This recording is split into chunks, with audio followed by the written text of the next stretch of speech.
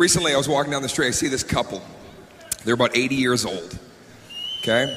And they stopped me on the street. They said, young man, would you please take a photo of my wife and myself? And I could just see that their connection that they had.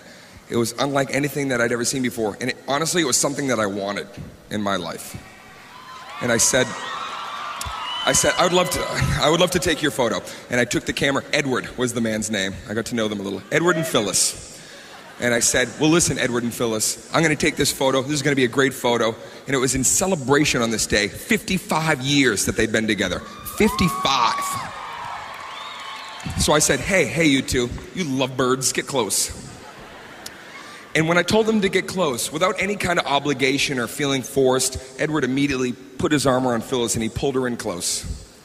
And she looked up at him like they were 16 years old. She was glowing, looking up at Edward. And then I said, I'm going to give you a countdown, 3, 2, 1, and I take the picture just so you can be ready. And I hit it. I said 3, 2, and before I hit 1, Edward snuck a kiss on her cheek. I know, I was there. And you know what I said? Oh. 3, 2, 1, he snuck the kiss, and of course she lit up like the 4th of July. And it was wonderful. And so Edward came over to get the camera, and I was just inspired because I'd never seen a love like that. And I said, Edward, come here for a moment.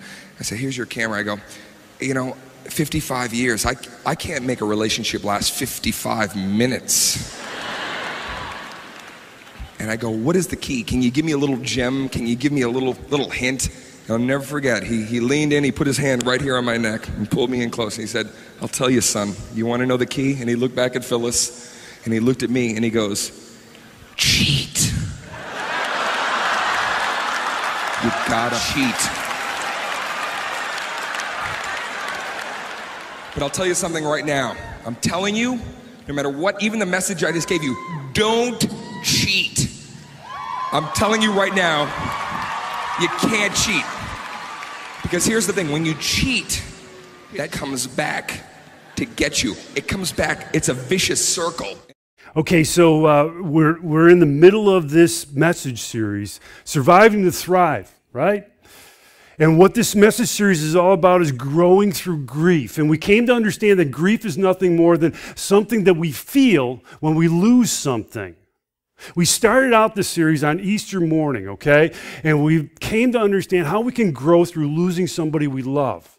Then last Sunday, Todd taught us about something that we can learn and grow in the midst of losing a job. You know what? I got to bust Todd some love here, okay? How about if we give it up for Todd? Yeah, just in order to make sure that Todd is happy, because he's the one who makes my voice come through the speakers, okay? So it's all good, it's self-serving. But anyways, we had this whole business with Todd teaching about how we can grow through the loss of a job. But now what we're looking at today is how we can grow through the loss of somebody's faithfulness that we really love. When I was doing the research for this, I came across a number of different percentages, if you will, survey results, in regards to the question, what percentage of people cheat on their partner? There is a great range in the percentages. Anybody willing to take a shot at the percentages of the people who are willing or who actually do cheat on their partner? 80%? 70%? 65?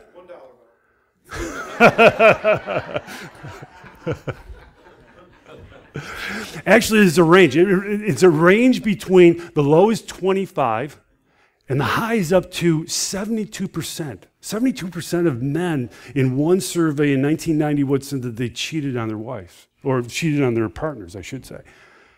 25 to 72. That's pretty significant, right?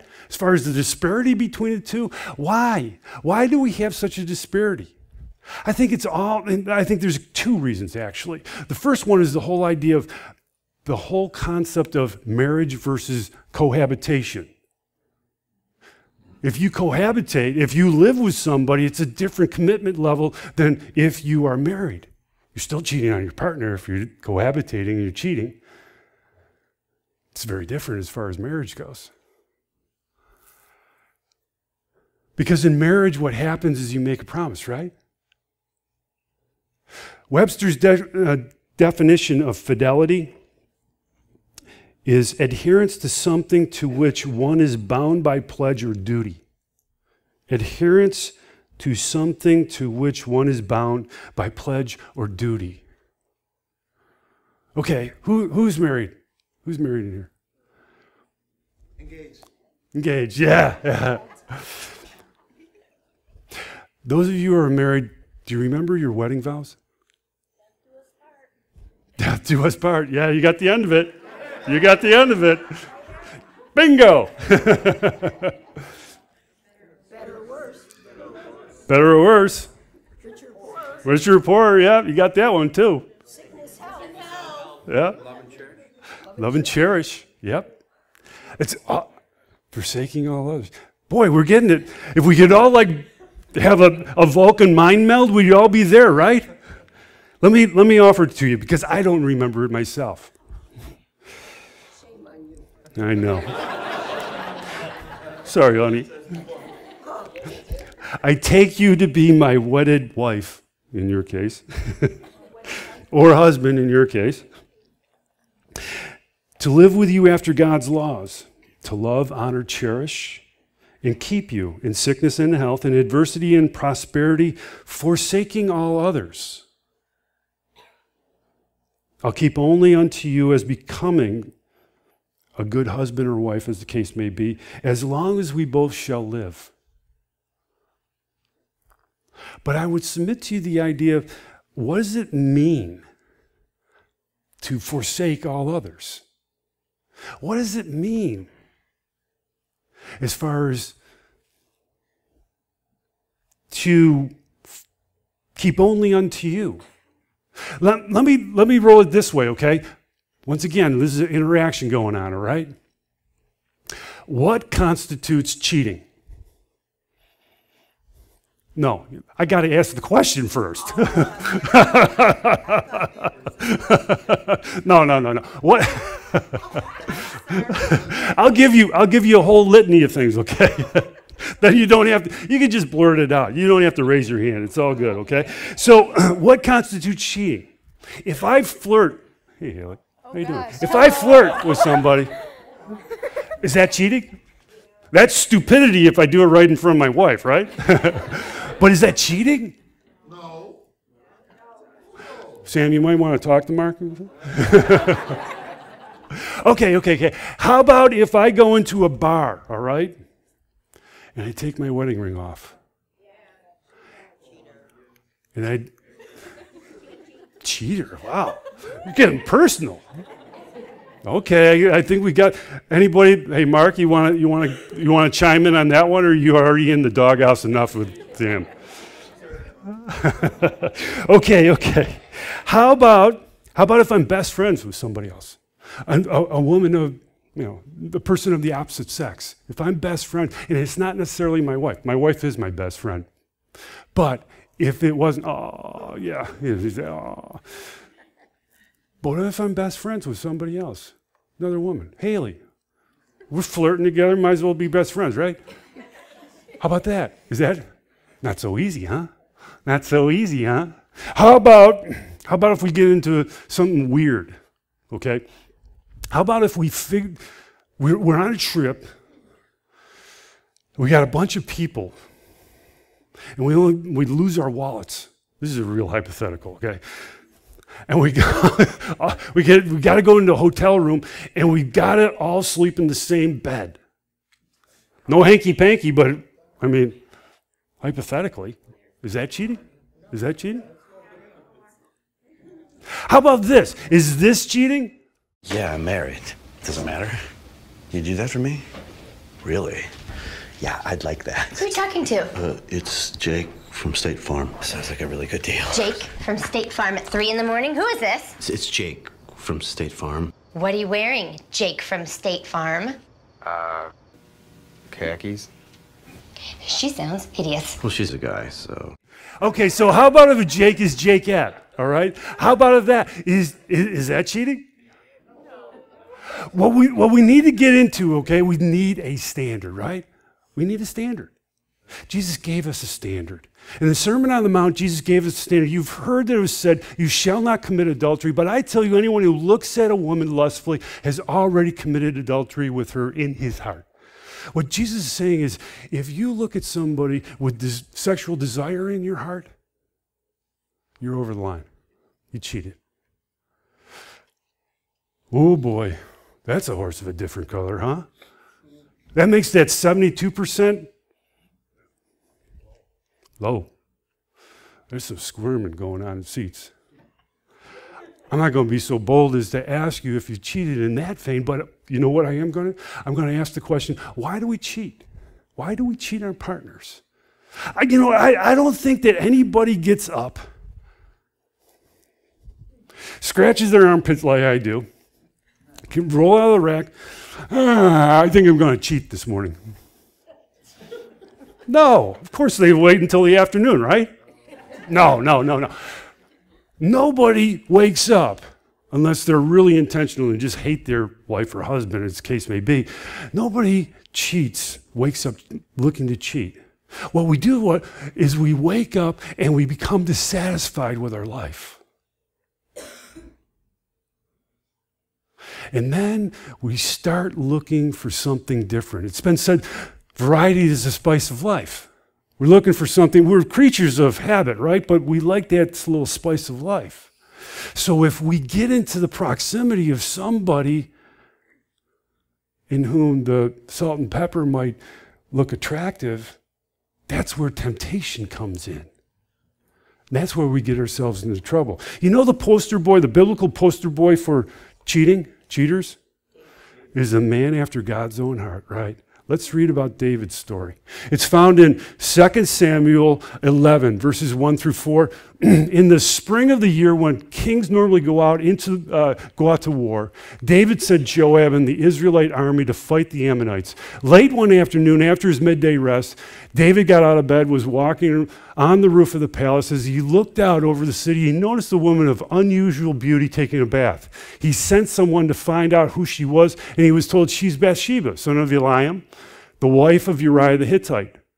Then David sent messengers to get her. And when she came to the palace, he slept with her. Okay, so let's think about that three-step process in this particular story, okay? What's going down? Kings usually go out to battle, back in the day, I guess, in the springtime. For whatever reason, David didn't go out. Doesn't say why he didn't. He didn't go out for whatever reason. So he's hanging around Jerusalem, hanging around the palace. All of his buddies are out at war. He's just got a bunch of women hanging around. Becomes dissatisfied with that status quo. So he goes to take a nap.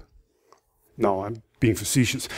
He's dissatisfied with his present circumstances. I don't know what's going down with that. He could have been at that age. Wives. We'll get to that. So he's just hanging around. You don't know exactly what's going down, all right? He might have gotten to that age where he's getting the midlife crisis. He doesn't have a Corvette that he can buy. There's no Corvette dealers, all right? So he's going to go, you know what? Hey, you know what? I think I'll cheat. No, he doesn't do that. But he's dissatisfied with his present situation. He's looking for something different. Marcia, you talked about wife. It's wives. He had 6 wives at this stage of the game. But that one was taken back from him, right? Yeah, that was Michael. That was why he was yearning with her. Could have been. I don't know about that one. That's some fuzzy theology right there. But anyways, we could talk about that afterwards. What I'm trying to say is that he was looking for something different. He wasn't satisfied with the status quo. And so what was going down was this. He looks out, he's up in the roof looking out, and he sees Bathsheba. She's taking a bath. You know, and for the longest time, I read this passage and I'm going, you know what, Bathsheba must have been, she's trying to be a little provocative, maybe taking a bath in the pool of Siloam or something along those lines. No, that wasn't the case whatsoever. She was taking a bath in a courtyard of her house. He was way up there because he built a big old palace for himself. He's way up there and he's looking down. He's a peeping David. Peeping Tom, peeping David. He sees this woman who's beautiful. Sends somebody, hey, go shinny out. I got 6 wives, I'm thinking about 7. He comes back, Bathsheba, Uriah the Hittite's wife. Now we need to understand who Uriah the Hittite is. David had an army of tens of thousands, and not hundreds of thousands of people, guys. Uriah was one of the 30 mighty men of David's army. He was like David's personal bodyguard. A man who was incredibly loyal to David.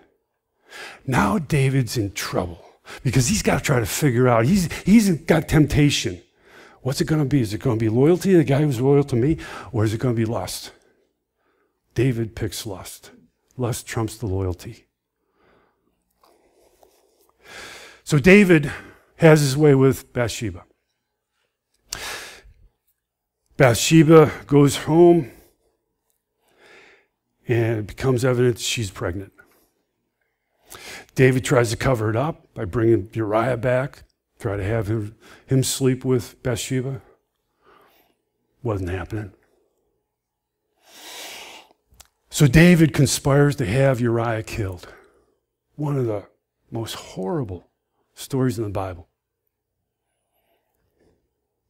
You know, one of the things, if you're trying to search for a silver lining, one of the things that I think in that particular thing that can hold up is that Uriah might have been lucky based upon the idea that he never came to find out that the thing that he valued more than anything else in life was taken from him. If you are like Uriah, how do you grow in such a painful experience? I offer to you 3 considerations. The first is your self-worth. You know, many times when somebody cheats on us, we're tempted to think, you know what, something's wrong with me. I don't know exactly what's the problem with me. Don't let somebody who cheats on you define who you are. Much better to define our self-worth from God's love for us. Number 2, your trust level. When you get cheated on, you're tempted not to trust anybody else. When we don't trust anybody else, the quality of life goes down, right? Because life is all about this relationship. Life is all about trust levels and doing something. Well, I ask you to consider, don't let somebody who cheats on you to dictate your trust in people. Start out with God as far as trusting, because He's always faithful. Then move on to those people that have earned your trust. Then finally, determine the commitment level that you have to your marriage. You've been cheated on. That's the one thing that Jesus said was grounds of divorce. Matthew 19, Jesus said, the only thing that's grounds for divorce is cheating. Don't let somebody guilt you out. Don't feel guilty as far as divorce. But I would ask you to consider a couple things, okay? If you've got kids, they complicate things big time. You have to consider the stability of the kids, right? The other thing is you have to consider finances and lifestyle. I've never seen anybody come out of a divorce doing better financially than they did going into it. These are the 3 things that I offer to you if you're Uriah the Hittite. The other half of the equation is, what if you're David? What if you're the offender? I offer to you 3 things as well. The first is your culpability. Consider your culpability. Own the wrong. And seek forgiveness. This might seem self-evident. Well, duh. You wouldn't believe the number of people who say, I want a divorce, or I didn't feel like being married to this particular person because I'm not happy. I had a friend. This guy loved God. He was married to a woman, difficult woman, for over 25 years. They had 2 girls. The girls grew up, they got married, and now the kids are gone, and it's just he and his wife, and they kind of go their own ways. Became more and more distant from one another. He met a woman at his workplace, fell in love with her, got married to her, divorced his first wife. I certainly can appreciate and understand that he was married to a difficult woman. We all have we don't. We have varying levels of difficulty. Personally, I'm Linda's cross the bear. Okay? But I'll tell you straight up, it's not about your personal happiness. It's not about it. Consider your culpability. Consider your responsibility. Your responsibility is all about this whole idea of selfishness. Selfishness keeps us from making a hard decision. Either commit or split. If you have both going on, a mistress as well as a wife, or a mister as well as a husband? No, what's the male form of mistress? I don't know either. You get my drift, okay? You can't have that. You can't have that. Make the decision. If it's to split, support. Support the kids, support the ex, what have you. If it is to commit, ask for forgiveness and try to earn the trust back. The last thing that I would offer to you or ask you to consider is recognition. Do you recognize what a healthy relationship is all about? This is a picture from Humans of New York website. It's a great website if you ever want to go there. The caption offers a profound thought. What it's basically saying is that love is wrapped up in serving that one you love. It's all about serving that person that you love. When we love somebody, we want to serve them. That's what a healthy relationship's all about. Those are the 3 things that I offer. You know,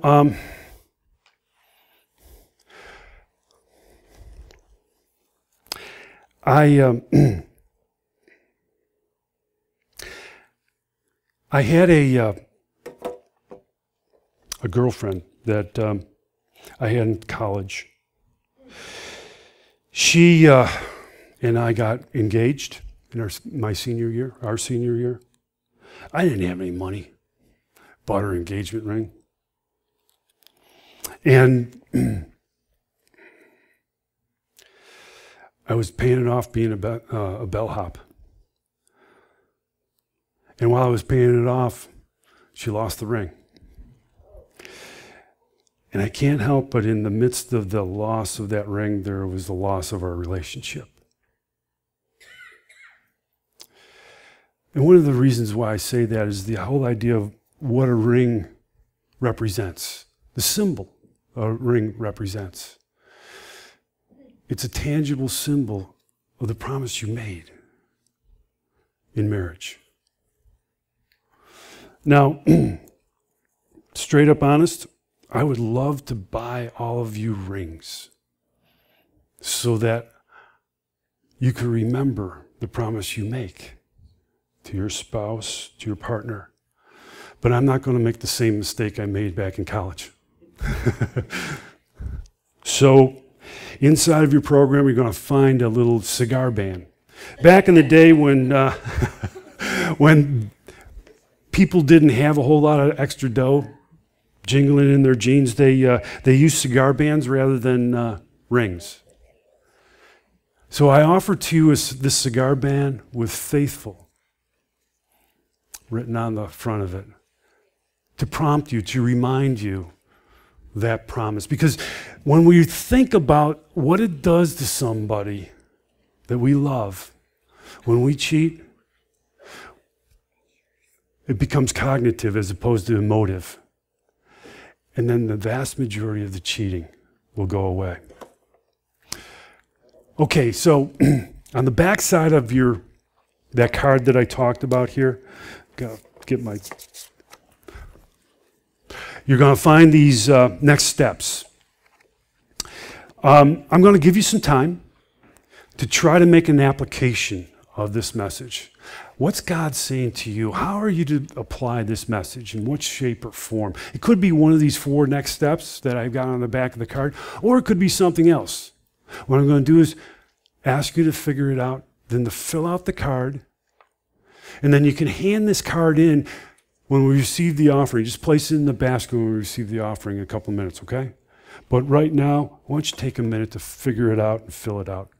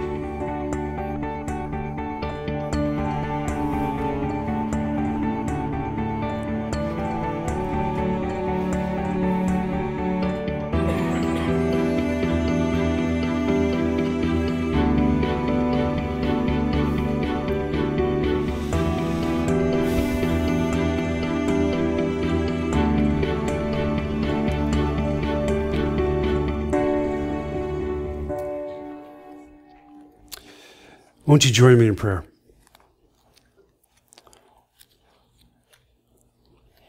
Father, I find myself doing the same thing that I do when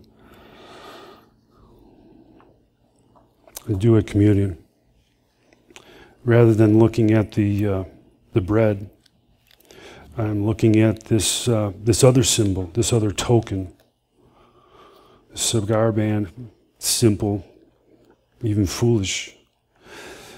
But I pray that somehow, some way, that you would use this in order to be able to help folks here to understand that there's promises made. There's a fidelity to keep.